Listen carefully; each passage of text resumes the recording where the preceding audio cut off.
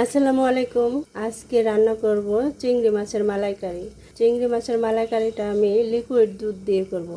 সব সময় হাতের কাছে নারকেলটা থাকে না, তাই লিকুইড দুধ দিয়ে কিভাবে চিংড়ি মাছের মালাইকারি তৈরি করি ভিডিওটা দেখতে থাকুন। প্রথমে আমি হাঁড়িটা গরম করে নিয়েছি। এখন দিয়ে দিব পরিমাণ মতো সয়াবিন তেল।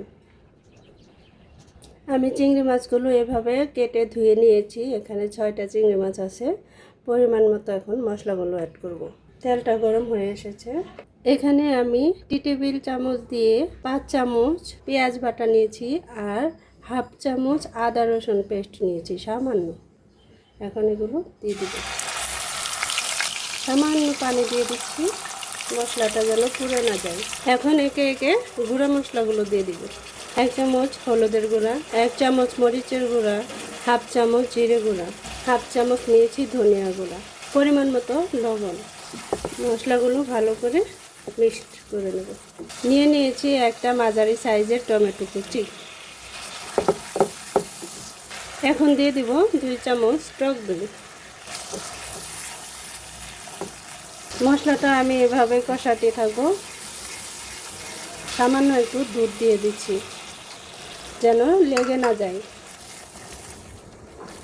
আমি এখানে পানি অ্যাড করব না, আমি দুধ দিয়েই রান্না করব। আর একটু কষি নিয়ে চিংড়িগুলো দিয়ে দিব। কষানো হয়ে গেছে, এখন আমি চিংড়িগুলো দিয়ে দিচ্ছি। কষানোর মাঝেই টমেটোটাও সিদ্ধ হয়ে গেছে।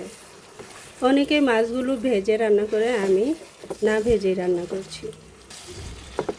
ভেজে দিলে চিংড়ির কালারটা আরও সুন্দর হয়, এমনি তো চিংড়ির কালার আরও সুন্দর হয়। কষিয়ে নিয়ে এখন আমি দুধটুকু ঢেলে দিচ্ছি। এখন 10 মিনিটের মতো রান্না করে নেব।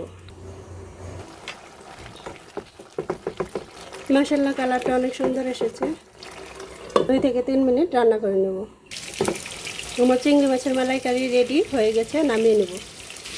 এই যে ফাইনাল লুক। সবাই ভালো থাকবেন, আল্লাহ হাফেজ।